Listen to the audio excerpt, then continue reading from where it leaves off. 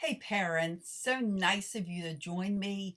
Thank you so much for buying my book. I hope you've been enjoying reading it. I hope you've really been taking the tips to heart. And I know if you've been implementing those tips in that book, you've been seeing some real success and we've been creating some calm, some cooperation, a lot of listening, and a lot of family harmony. So, with your purchase of this book, Taming the Toddler, I offer you some bonuses. And they're bonuses that may apply to you or may not apply to you, or maybe you know somebody that'll apply to that will help. And that's what I'm here to do. So, this bonus is creating a peaceful divorce before, during, and after for your kids, because that is super important.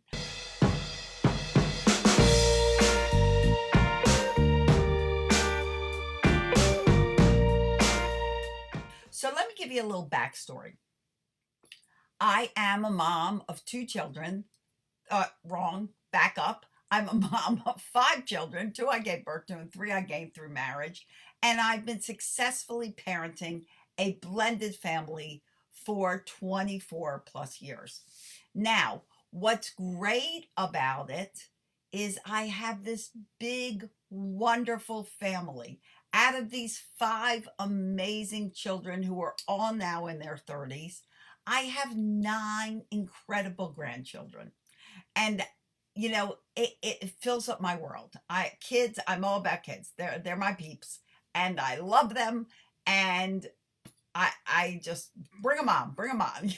You can't have enough, in my opinion. So now, how I got this family all together on the same page is a lot of what you read in this book. These techniques that I teach you, I utilized in creating this incredible blended family that has prospered, has grown, has increased in various levels of happiness. All my five kids live on their own. Four out of five of them bought their first home uh, last year or the year before. My daughter, she's bought her second home, and this is probably her forever home unless something happens in the meantime. I have one child who's just moved into a new, beautiful place that he's renting and with his family. And they're not all parents.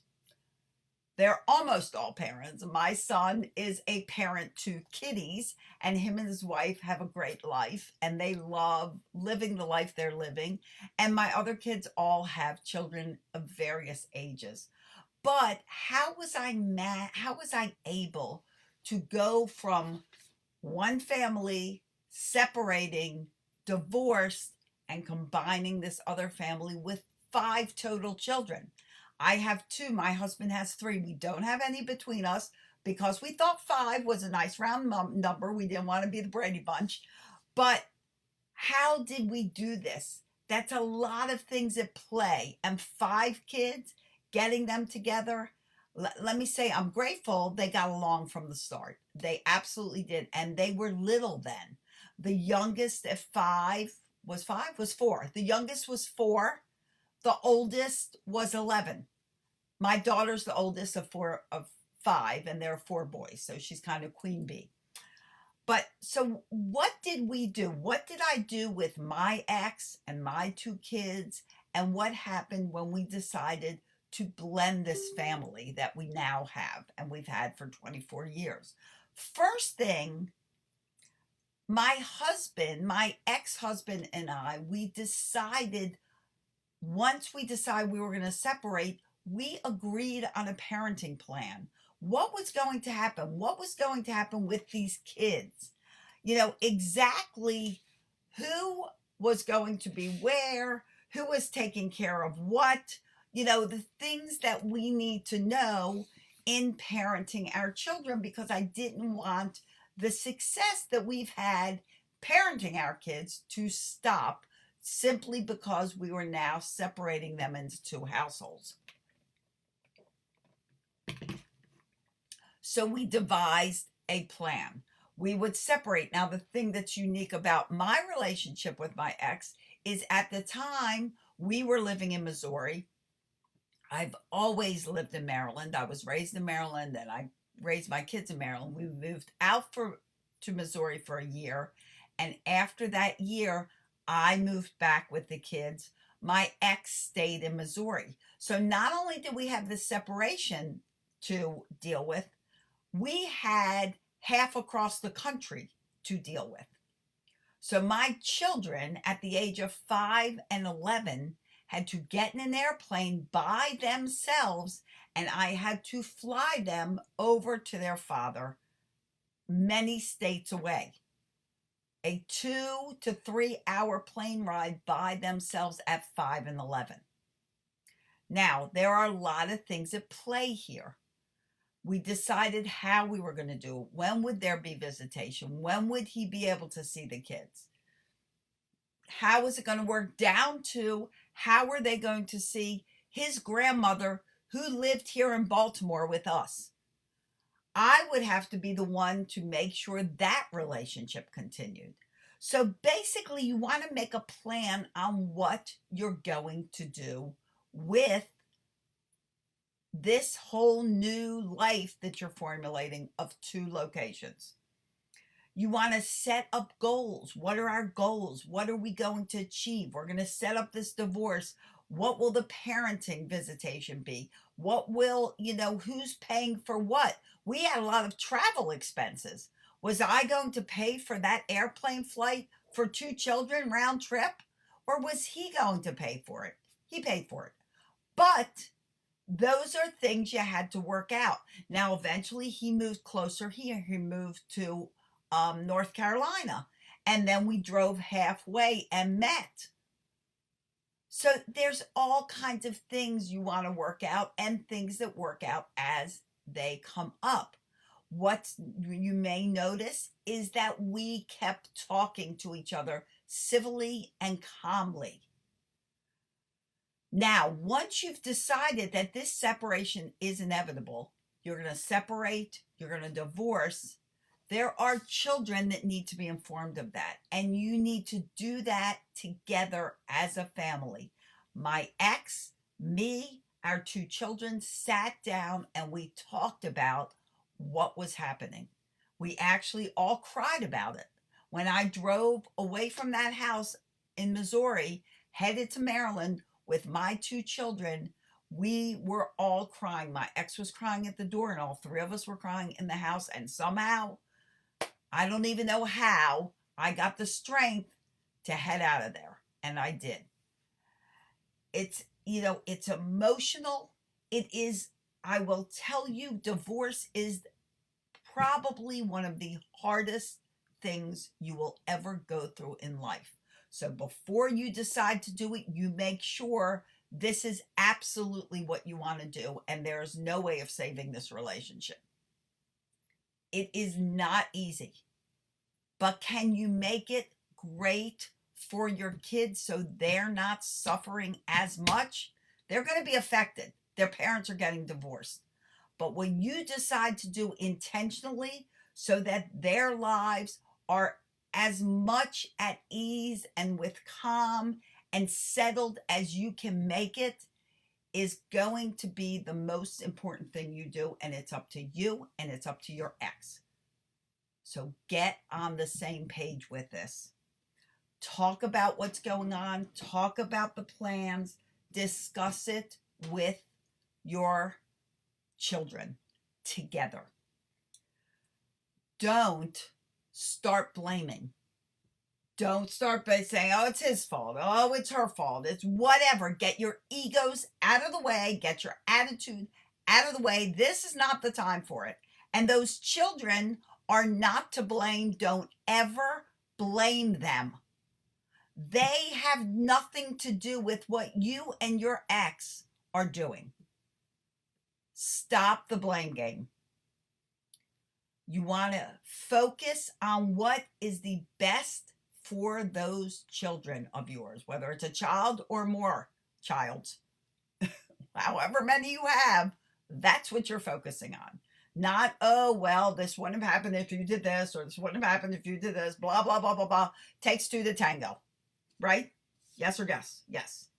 Okay, so get the egos out of the way. If you want to really, trash the whole relationship and talk about what's going on with your ex, that would be what you do with a girlfriend or a guy friend or a parent or a relative outside of earshot from your kids. Don't ever let your children overhear that. Ever, ever, ever, ever, ever, ever, ever, ever, ever. Okay? And never blame your children. Oh my gosh, never blame your children. Never. Let them understand that this is between the two of you and you both love those kids unconditionally, regardless of where mom and dad are and whether they're together or they're not together. That love is forever for them. I remember my kids asked me when they were young, do you still like daddy? And I said, absolutely. I even love daddy. I think he's great. He's the father of the two greatest things I've ever created. His blood runs through them. Us living together, we had difficulty. There was alcohol problems involved. My ex ultimately became a quadriplegic from a diving accident in a swimming pool when he was drinking. Things happen. And that's what separated us. But do I still love him? Do I still care about him? Do I consider him a friend? Absolutely. And I know he does the same with me. Am I in love with him? No. No, I have a husband.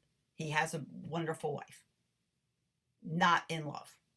Love is different. I love him like family because he is my family. He is my children's father. And we spent 16, 20, forever together. By the time you count college and our 15, 16 years of marriage. So yes, that caring is there. So let your kids know that, yes, I still care for him. Now, I'm speaking for me. I'm not speaking for you. You may not. But your kids are going to ask you, do you like daddy? Do you like mommy? And the answer is not, no, I hate them. They've ruined my life. No, that is not the answer. And I don't ever recommend lying. I don't like lying at all. And if you read in the book, I couldn't even talk about the word lie in the chapter where I discussed it. When kids don't tell the truth. But for in this incident, you're going to have to say, you know what, kids? I do care about your father. I do care about your mother. Whatever. Because probably if you think about it, you were married to them. You produced children with them. You probably care about them. Even if it's a total loss, there is a certain amount of caring that you have to have. I can't imagine you don't have for the parent of your children. And if you don't have it, let them think you do. Okay. So through this, your focus will be on these children. You will be focusing on the children. Now, this is not a competition, guys. This is huge. This is not a competition. That means you are not in competition with the other parent. Your home is not like, well, they're going to like my home better because we do more things and I'm going to buy them tablets and I'm going to buy them ice cream every night and I'm going to do this and they're going to get candy and they're going to get all this stuff and I'm going to give and I'm going to make them the happiest kids on the planet so that they like my home better than that home. No. You are not doing them any favors, and ultimately you're not even making them happy. Why? Because you're going to screw them up. They will learn to resent whatever is happening. They will not feel close to either of you because they don't want to get caught in the middle. And if you're putting them in the middle by making your house competition city, it's going to backfire on you. I'll tell you that right now. It will backfire. Now, with that said, though, your children are always part of the house that they're in. Never call them guests. Never say to your kid, oh, you're sleeping in the guest room. No, they can't sleep in the guest room because they're not guests. They're your children. So they should have a room. If the guest room is the extra room, then you say, oh, there is Lauren's room. And then when guests come and Lauren's not there, then they can sleep in Lauren's room. You don't make your children feel like guests. If you make your children feel like guests, they will never feel like they have a home. And let me tell you, as kids grow, as they become teenagers, if they are going through a blended marriage, or they're going through where their parents are playing them like a tennis match, and they're considered guests in the home, they're going to go find somewhere to belong. And where they find themselves to belong is not going to be pretty. It's going to be with people that are doing drugs or alcohol or gangs or wherever they feel like they have a home because they don't feel like they have a home at their own home. Never call them guests. Never tell them to sleep in the guest room. It's not a guest room, it's their room. Your guests can sleep in their room when they're not there. Okay. And while we're talking about competition, no competition between your kids. And don't compare your kids to other kids, and that's just a side note. Okay. Remember that you ultimately have control over what is happening. You have control. So what do I mean by that? We're talking about the homes and the family. You only have control over your children when they're with you and they're in your home. Now, you can think all you want that, oh, we talked about this plan. We got on the same page.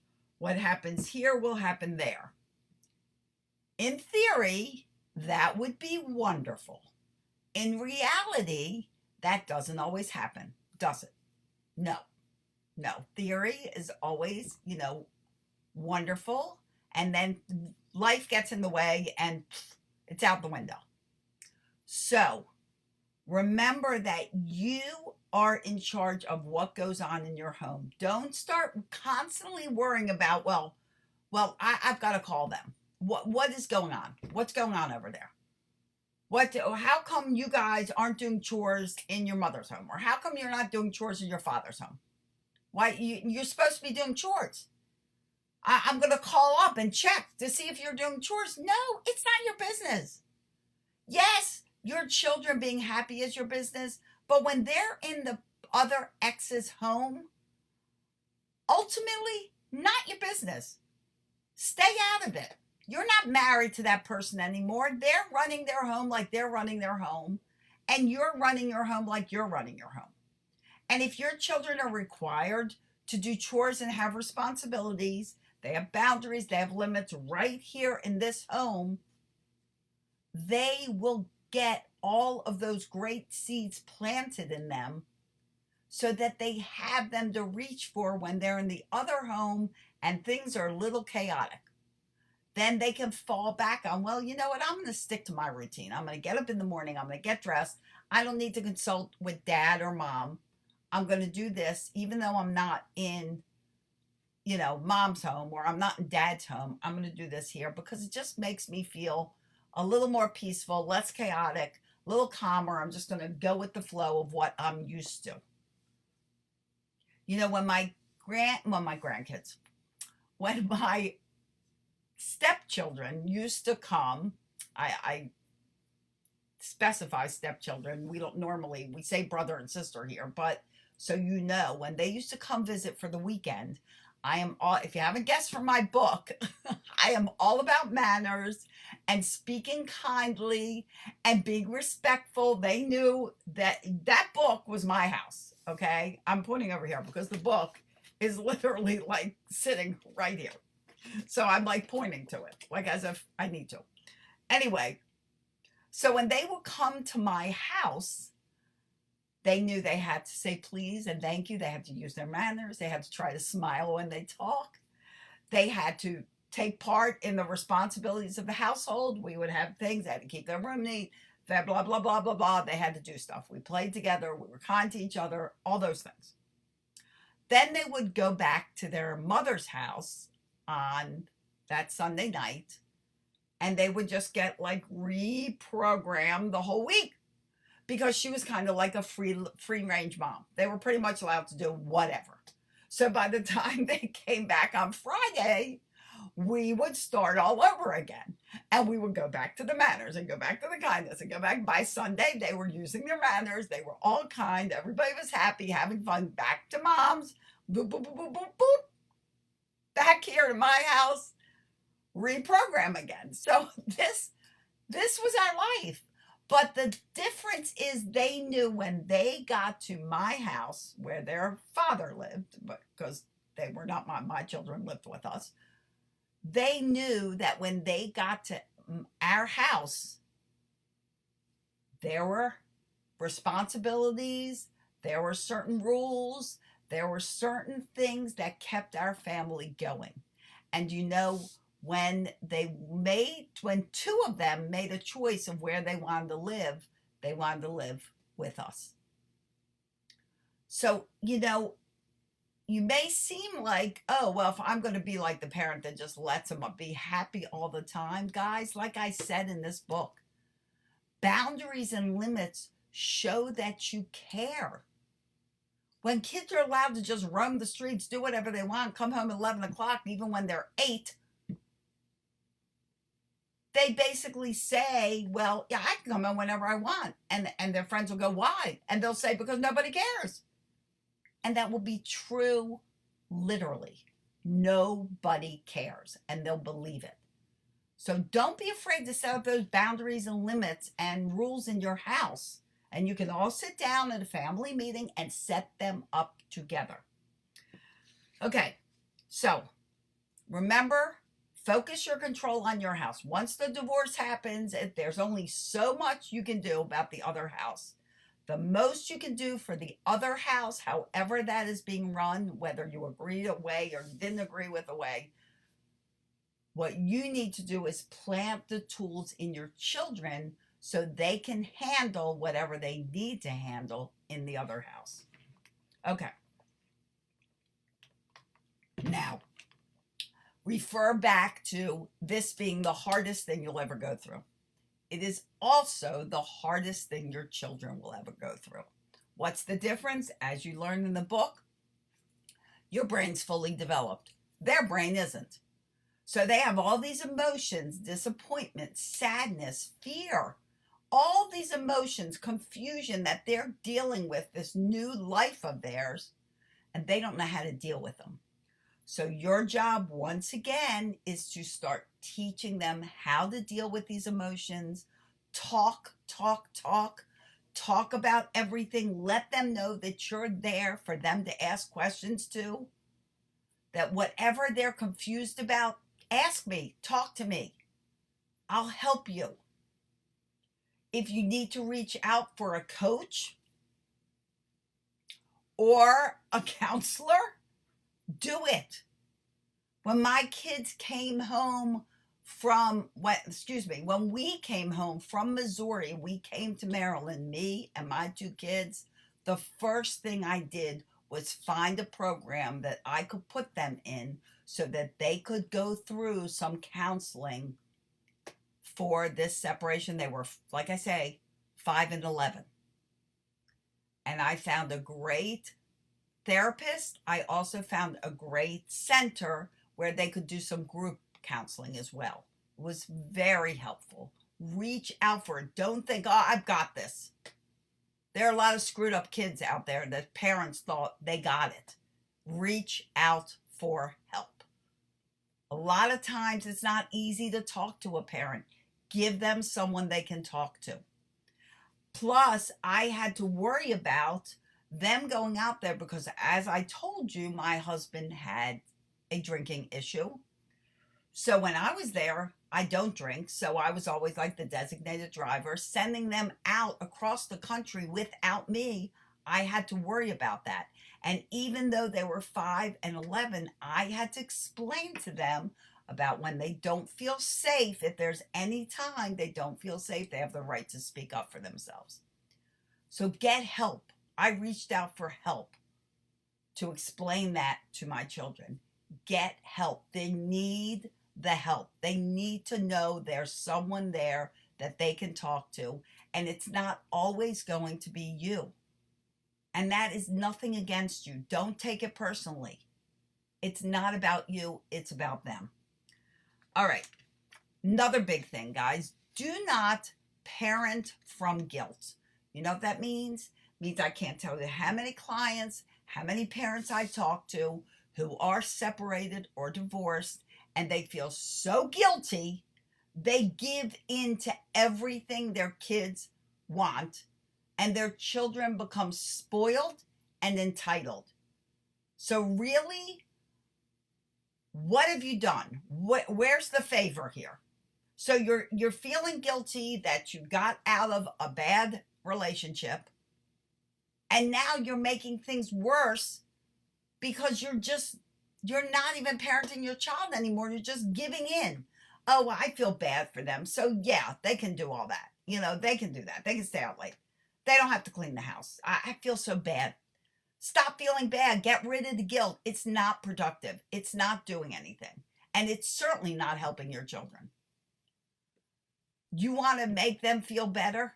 Parent them.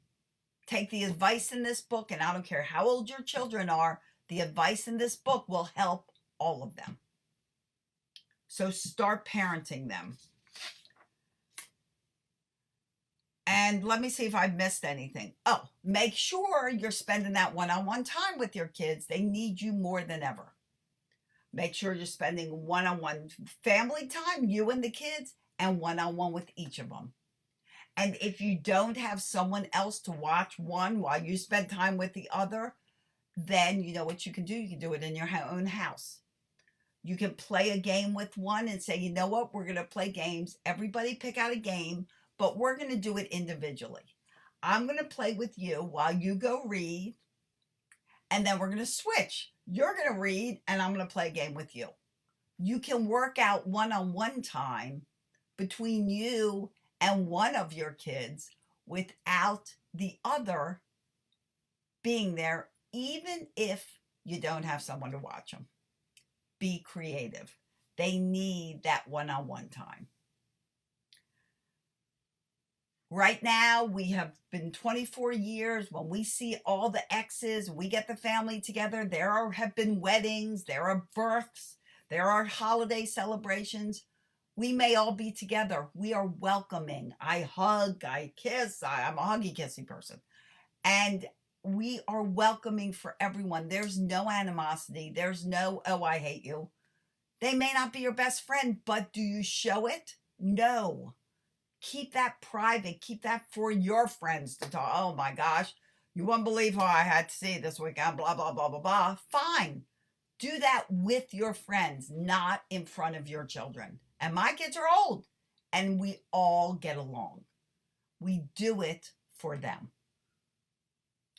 Okay, and lastly, guys, and as always, this is vitally important if you didn't get the hint from my book, vitally important, be the role model. You are their ultimate role model. So be the role model they deserve. Be there for them through their emotions. Be there for them through the ups and the downs, all the kind of confusion that they're feeling because they're feeling it all. Be there for them. And if you can role model the kind of calm that I taught you through the book, even through a divorce and a separation, using words that are wonderful instead of words that are ugly, using your manners, smiling, trying not to yell at a minimal. I admit we all have bad days, but that should be rare instead of common. Be their role model. Be the person that you want them to be. And they'll get through it. And they'll get through it successfully. And they won't be the statistic of the usual child that goes through a divorce and does terrible in school and drops out and worries about suicide and goes to drugs and alcohol. My kids went through school. They didn't drop out. They have degrees, master's degree, bachelor's degree, successful jobs where they make great money.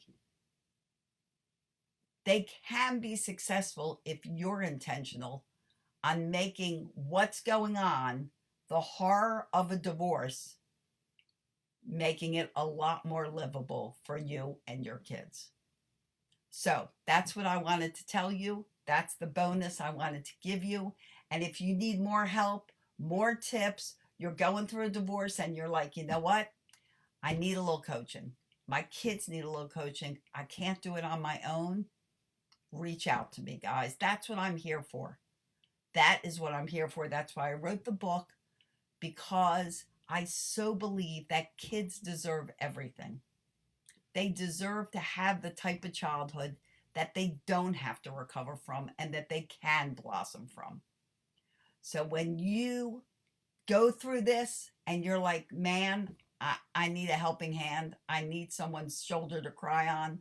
I need someone who can help me make my kids successful regardless of the fact that unfortunately we have to go apart. We have to go our separate ways. Reach out to me. You can send me an email, celia@celiakibler.com. It is right there. Send me a message, friend me up on Facebook. There's all kinds of ways you can connect to me. Reach out, and if you want to sit and talk for a while, then go to pumpupyourparenting.com, pumpupyourparenting.com, or you can simply go to directly to my calendar and go to talkwithcelia.com. That's probably the easiest way. Go to talkwithcelia.com, and you can pick a time on the calendar, fill out the questionnaire about what's going on so we can spend more time talking about what's going on than me getting background information. And I look forward to meeting you. Thank you again for buying Taming the Toddler. Don't forget to join the Facebook group, Taming, by going to tamingthetoddler.com. It will take you right there.